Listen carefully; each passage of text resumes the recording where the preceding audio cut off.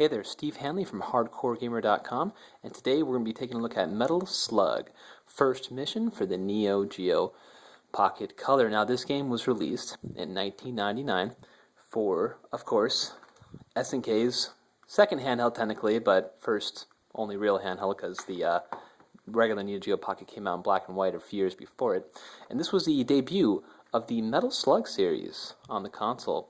Now, that was actually a pretty big deal back then because up until that time, there was no portable Metal Slug. If you wanted to play Metal Slug, you had to go to the arcade or a Pizza Hut like some loser and dump quarters into the arcade machine, and it was no fun. But this let you, hey, you know what? No quarters, no continues. Play Metal Slug as much as you want, and people did. So what's cool about this is that at the time, it might have seemed like, well, hey, Metal Slug, that's been around forever. But really, this came out in 1999. Metal Slug debuted on the MVS and AES in 1996. So really, this was still a pretty new series. And a lot of people find that hard to believe. I ask them, well, what was one of the first games to come out for the Neo Geo platform? They say Metal Slug. But no, the Neo Geo was around for about 6 years before Metal Slug even made an appearance. So yeah, this was actually still pretty new stuff. Back in the day. So I have right here the UK clamshell edition of the game, which was only in UK, and Japan also got a clamshell, but it was not in English, so no one cares about that, and these are the ones people collect. And this is, as you probably know from my videos, these are the only ones I collect. So we're going to open this up real quick here. Oh, I just love that sound. There you go. So inside of the box we have multiple instruction manuals, so this was kind of interesting. I assume they wanted to sell these in multiple territories. I don't know if they ever sold these outside of the UK or not, but they were prepared. I think they got a French manual, maybe a Spanish manual's in here, and some Japanese, I don't know, precautions, safety precautions and stuff. But if we take a look, this is the English manual. This was still the days when people cared about manuals, and SNK did some just beautiful, beautiful manuals for the Neo Geo Pocket Color. I mean, look at the artwork in here. There's some artwork in here that I've never seen reproduced in some of these manuals. So they're definitely, if there's any reason to pick up the full package, it's just to peruse these manuals. And some don't have horrible translation issues either, so that's a bonus. But pretty basic, tells a story. One weird thing I always thought is, you see right there, player character, even though it's clearly Marco from Metal Slug. I don't see. I mean, come on, Marco, right? Clear as day. I don't know why they didn't name him Marco and they named him player character. It's possible whoever did the translation had no idea who Marco was, because there's just really no explanation for that. But I really like the kind of cutesy style. I don't know if you'd call it chibi or not, but it fits the series well, and I like how they did that with a lot of the Neo Geo Pocket Color games. Even got some memos there. So, yeah, manual's quite nice. And that's the only thing is when I seek out the ones that have the multiple manuals still, but the only problem is that it gets so packed that it starts to cause a little crease there. But you know what? That's the life of the collector for you, right? You can't ever win them all. Gonna open the game here. There you go, Metal Slug, first mission. Another cool thing is that the UK games have their own unique artwork on the actual case itself. The American ones not only had a different image there, which I believe was Marco running and shooting, but had a ESRB rating. So it's all different. If you want to collect these, you got to make sure you keep your eyes on the prize there. Let's boot it up.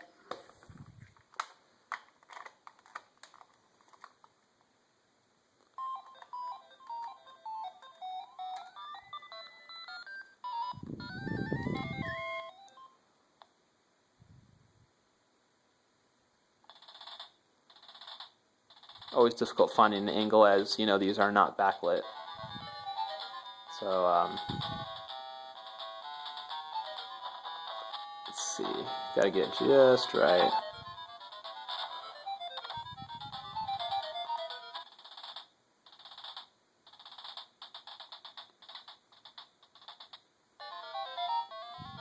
Here we go. Let's do it. Yeah, you're having flashbacks from the 90s, aren't you? On sitting in your couch under a lamp, trying to get it angled right. So I actually beat the game. That's how hardcore I am. And when you beat the game, you start off with just player character, but I'm gonna call him Marco. And if you beat the game, you get a female, unnamed. It looks like I can't remember her name. Is it Tammy from the Metal Slug series? I don't remember, but we'll play as Marco. That's always fun. Here's the story. Look how deep it is.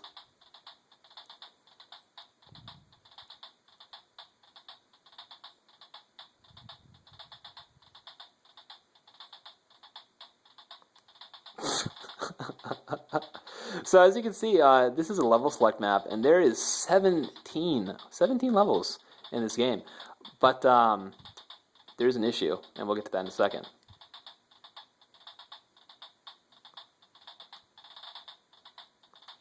And that's the story, but hey, you know what? I guess there's more story than the arcade ones, so hard to complain, right?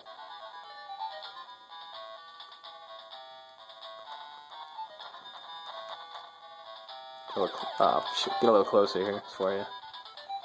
It's just so hard to get an angle on this.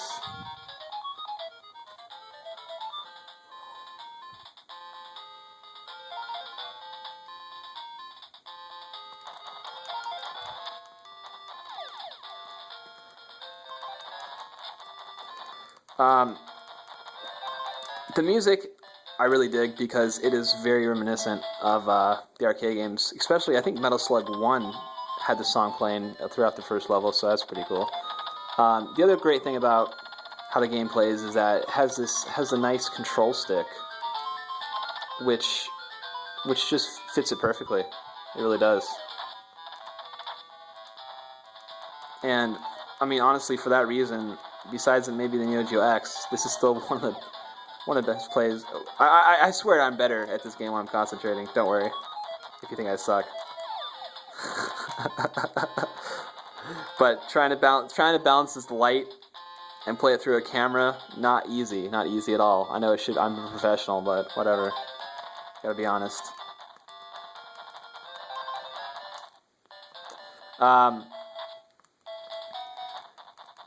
Yeah, the game just controls just really nicely. The biggest issue here. Oh man, I feel like crap.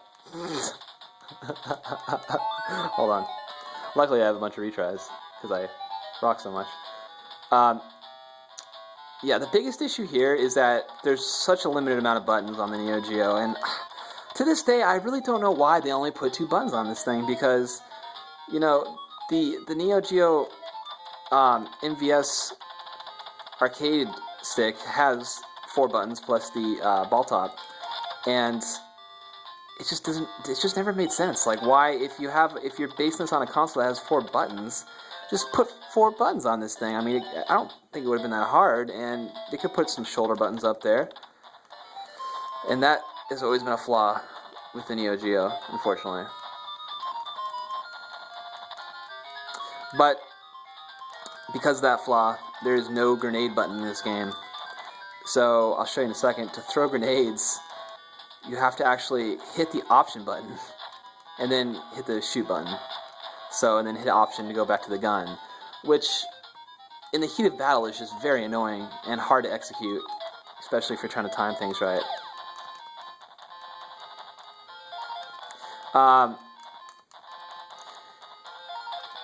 You know, the game doesn't look a ton like Metal Slug in the arcade, but for a 14-year-old handheld game, it holds up pretty decently. The main issue is that, you know, Metal Slug was just so lush and detailed, and there's no the fun animations of like the soldiers barbecuing, you know. So a lot of the humor kind of gets robbed from the game. But that's just kind of what comes with the territory of a Game Boy Color style 16-bit handheld, you know. But really, I mean, it feels as close to the arcade as you can get based on its hardware. They did a good job. Metal Slug Second Mission, which we'll cover soon, might even do better, so you'll have to wait and see. But this game's actually quite beefy. I mean, I don't think I've ever timed a run on Metal Slug Second Mission, the sequel to this, which I just mentioned. But this game is probably the longest Metal Slug ever made. I mean, it's going to take you maybe 4 or 5 hours to beat it. Nah, maybe not that long. Maybe 4 hours though, depending on how good you are. Which, as you know, I mean, most of the arcade Metal Slug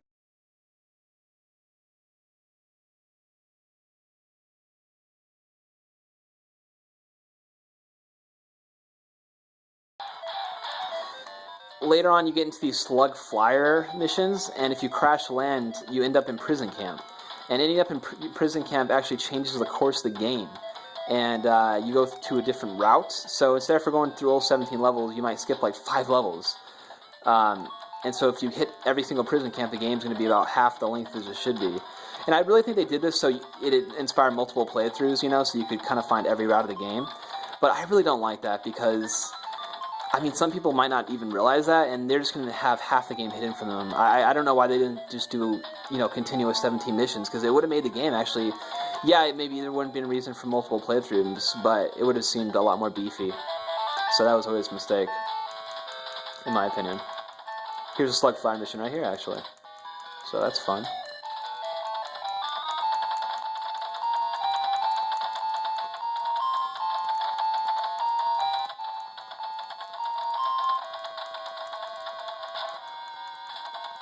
But I mean, yeah, as you can see, I mean, it's hard to see because I wish it was backlit, but the frame rate's nice and it holds itself up really well. I mean, you can imagine '99 when this game came out. This was pretty advanced, actually. It looked better than most Game Boy Color games, and God, the control stick, the controls just feel so good. I mean, if it had a third button for grenades, this would feel great, actually. And it's just really a shame that they made second mission, but you know they couldn't. I can only imagine like how great the games would have gotten, especially if they would have done like a Game Boy Advanced Neo Geo Pocket kind of competitor. So that's unfortunate.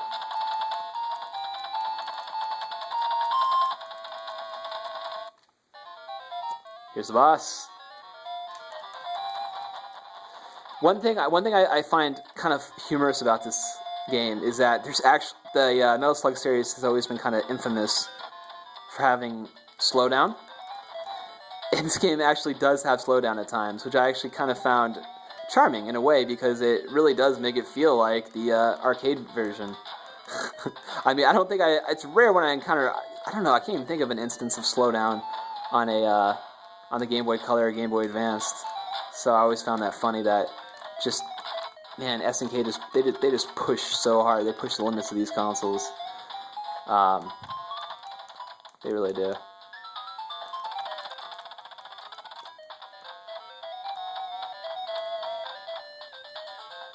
If I was paying attention, I promise I'd KO this boss a lot quicker and probably not die like I'm going to.